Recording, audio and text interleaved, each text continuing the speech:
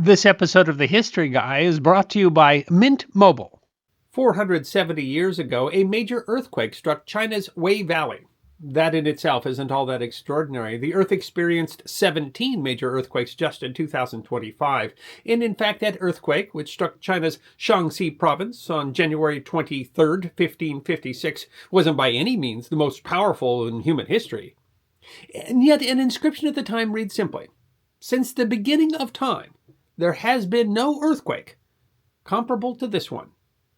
Thank you, Mint Mobile, for sponsoring this episode of The History Guy. These sponsorships help me to keep producing videos and paying my employees and feeding my cat. So say thank you, Pocky. Look, Mint Mobile is really straightforward. There's no hassles. There's no stores, no salespeople, no pirates. It's just premium wireless without the premium price tag. You get unlimited talk and text on the nation's largest 5G network, plus free calling to Mexico, Canada, and the United Kingdom. It's a whole new way to buy wireless. Mint Mobile lets you customize your plan. It's none of this one-size-fits-all stuff, or you might be paying more than you need to for more service than you need to. And all those plans come with an unconditional 7-day money-back guarantee, and the coverage rocks. Mint Mobile has 5G coverage for 98% of Americans, 4G LTE coverage for 99% of Americans. That's most Americans.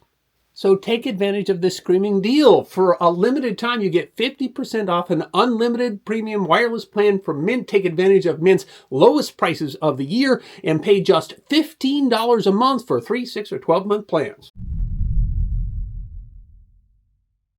A passage is included in this vast compendium of the records of the Ming Dynasty that is called the Ming Shi Lu. In the 34th year of the Jiajing Dynasty, on the Renyin day of the 12th month, the earth trembled simultaneously in Shaanxi in Henan, accompanied by a thunderous roar. The date is using the Chinese regional year system, measured by the reigns of emperors. The earthquake occurred on the 12th day of the 12th month of the 34th year of the reign of the Jiajing Emperor, and that translates to January 23rd, 1556. However, that's on the calendar that Europe was using at a time, the Julian calendar, before the reforms of Pope Gregory XIII, so it didn't happen exactly 470 years ago today. Qin Kende was a Chinese scholar who survived the quake and recorded his experience. During the night, in the middle of a dream, I awoke with a start, shaken and trembling. I was tossed about and could not hold onto the mattress. Near my bunk, I heard a sound as if someone were dropping utensils. The tiles on my roof made a violent noise, like the gallop of 10,000 horses. First, I thought of thieves. Then I thought of disaster caused by demons. Finally, only then, as the wall against my head rested collapsed, did I suddenly realize that it was an earthquake. I saw that the moon's color was obscured by dust. Hastily, I grabbed my clothes and jumped out of bed, my body lurching as if I were drunk, my feet unable to touch the ground. South of my house, there was an empty space. Through the breach in the wall, I rushed there, and when I arrived, I saw that my mother, my brothers, elder and younger, and my nephew were already arrived, unharmed. We called to you, shouting anxiously, but you didn't hear us. An account of the earthquake is inscribed on a stele housed in a temple of the goddess Nua in Hebei province. People were terrified, rushing out of their houses, unable to stand and unsure what to do. Treetops touched the ground and houses leaned. As to the size of the area affected, Qin Kede wrote, "Let us give details of this earthquake. From Tongguan and Puban, it struck violently and suddenly, spreading in all 4 directions like a raging wave. In various directions, it spread gradually. For this reason, the resulting disaster was varied. It's impossible to know how far it went. From the west of our province, it gradually weakened. From the east of our province, it gradually strengthened, until Zhenyuan and Puban, where it was strongest."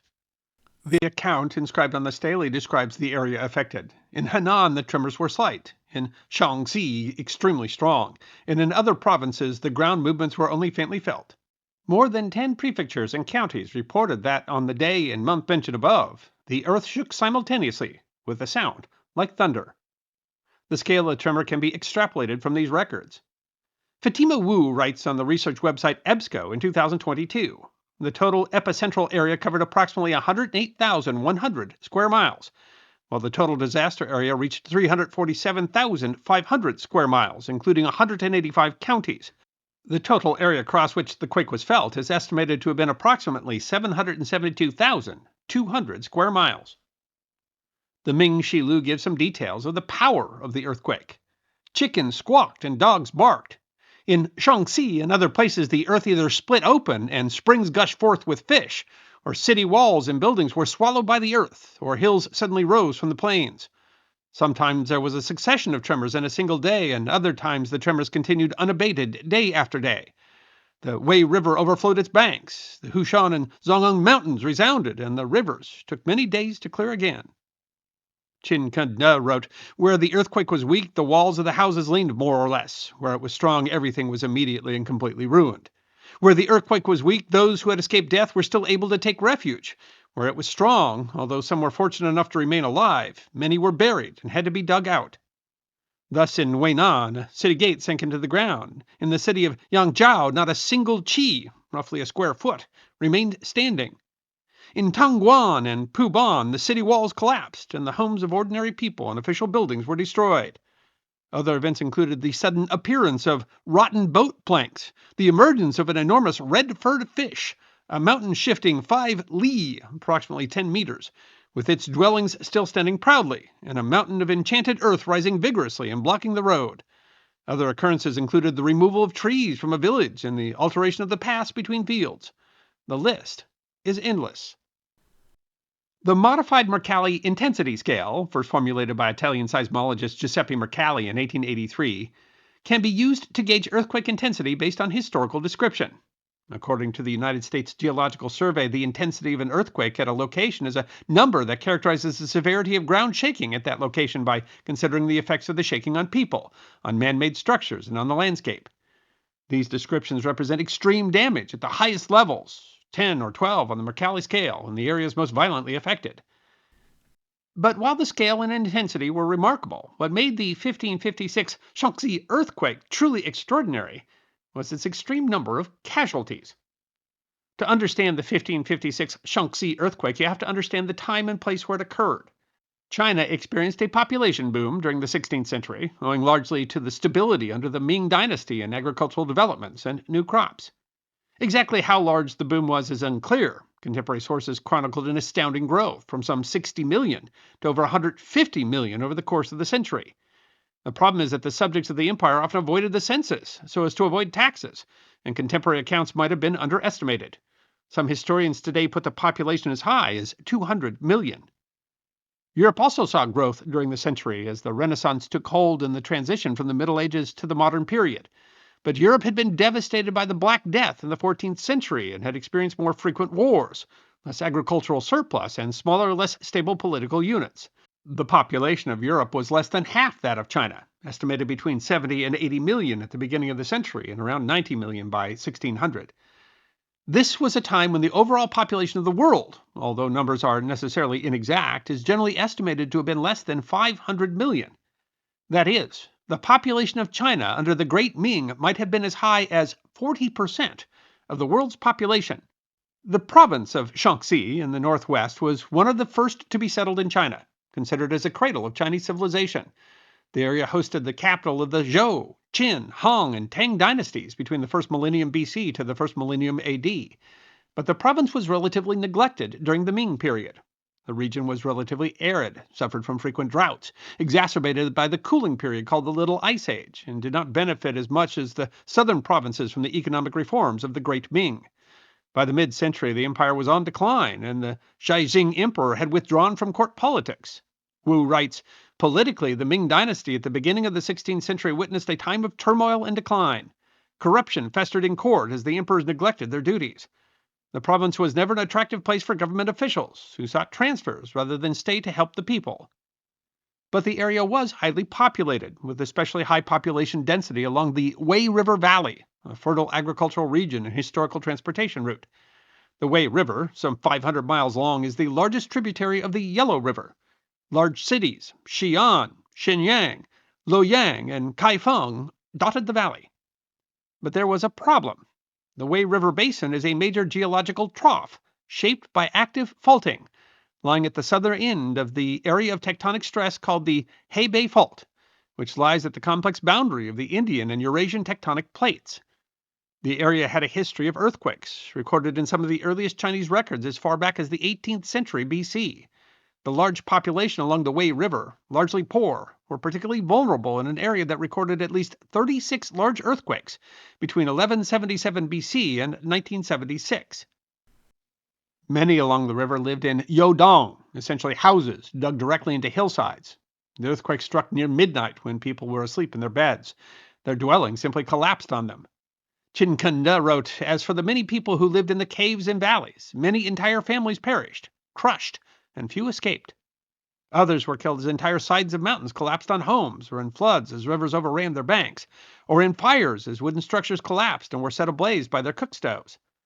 The stele records on the 13th day the earthquake made a noise like 10,000 thunders. The houses leaned and collapsed. The mountainside, the plain, the walls split open. Black water, sand, and mud gushed forth, and a great number of people were crushed to death. The Yanmon district of Anya County was completely destroyed, as were 80% of the common people's houses. There were more than 10,000 crushed dead, and countless head of livestock were lost. And the counselor in charge of Hedongdao town and all the members of his family were crushed. Only a 7-year-old boy survived. In the same prefecture, it was reported that the judge was injured and that 7 officials and their wives were crushed to death. Countless civilians and soldiers perished, burned, and crushed. Many of those killed were officials. Chinkada lists several. In Sanwen, Grand Counselor Ma Li. In Weinan, Civil Officer Xue Zhu Xue. Official Heng Chaguan, Director of Affairs. Wang Shangli and Mandarin Bai Dayang. In Huayin, Imperial Inspector Yang Zhouzhen. In Huaizhou, Minister of Education Wang Weizhen. In Chaoyue, Minister Hong Bangqing. In Pu Province, Defense Allocation Advisor Ya Bibi. And in Weinan, all members of Shi Ling's family perished without a single survivor. These were officials of all ranks. The number of people from all clans were crushed to death was enormous. It is impossible to record all their names. Some regions were entirely devastated. Chinkada writes that those who suffered from the disaster were numerous. In Nongguang and Puban, 70% per capita died. Likewise, 60% per capita died in Huayin, 50% in Weinan, 40% in Lintong, and 30% in the provincial capital. Guangzhou has experienced the most earthquakes, but never before have we seen so many deaths in a disaster as in our time. As with any disaster, more misery followed. Chinkada wrote about the following day. People were going to and fro, weeping, running frantically, like bees that have lost their hive. Noon arrived. No one had eaten. The cooking utensils were all destroyed. Even the grain and flour were buried. In the city, rumors spread and spread fear. The inhabitants of Hainan looted warehouses, and the county's vice chief, Nan Fenyi, had 2 men beheaded to restore order. The inhabitants of Pu province were terrified for their possessions, and the local mandarin, Yang Shuli, had a man beheaded to restore order. The people of Tong province pillaged villages, and Wang Min, the recipient of the mandarin title, killed several men with his sword to restore order. Had it not been for all these magistrates who applied the strict rules of law and acted swiftly, Guangzhou, the central plain, would have been in grave danger. Alas, what distress! Unrest following disaster hastened the collapse of the dynasty. Wu writes, "This earthquake not only highlights the vulnerabilities of the time, but also serves as a significant marker in China's historical narrative, influencing social unrest and contributing to the decline of imperial authority." The Minshu Li reported. The report to the emperor mentions that there were at least 830,000 known dead, including officials, civilians, and military personnel. Among the officials stationed there, originally from Nanjing, were the Minister of War.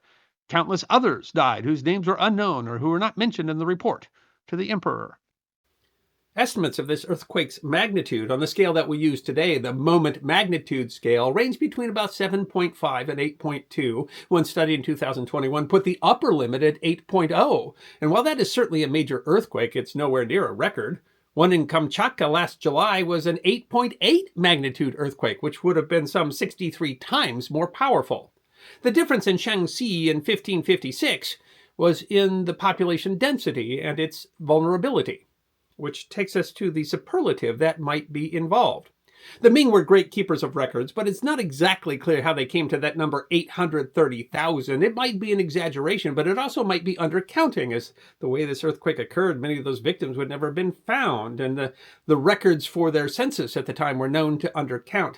But if 830,000 is close to accurate, it wouldn't by any means be the deadliest natural disaster in history. Floods in China in 1931 killed an estimated 4 million people. That occurred, however, over a period of several months. It would, of course, be by a wide margin the deadliest earthquake in history. But if the number 830,000, even if it's exaggerated, if it's close to true, that means that January 23rd, 1556 is very likely the single deadliest day in human history. And that occurred at a time when the Earth's population was just around 6% of what it is today. Given the way that the population has grown, the number of people that would have to die to represent an equivalent percentage of the world's population is around 138 million. Since the beginning of time, there has been no earthquake comparable to this one. I hope you enjoyed watching this episode of The History Guy, and if you did, please feel free to like and subscribe and share The History Guy with your friends. And if you also believe that history deserves to be remembered, then you can support The History Guy as a member on YouTube, a supporter on our community at Locals, or as a patron on Patreon. You can also check out our great merchandise shop or book a special message from The History Guy on Cameo.